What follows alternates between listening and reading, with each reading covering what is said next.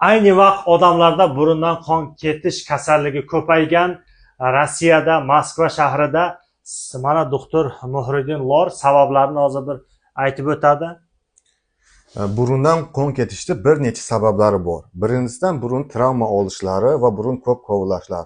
Burun qurib ketib, burunni shilliq suvi quriydi va burun kapillyarlar yorish orqali tez burundan travma olganda qon ketib turadi. Undan tashqari qon suyuqlashganda, qon kasalliklarda burundan tez qon ketishi mumkin.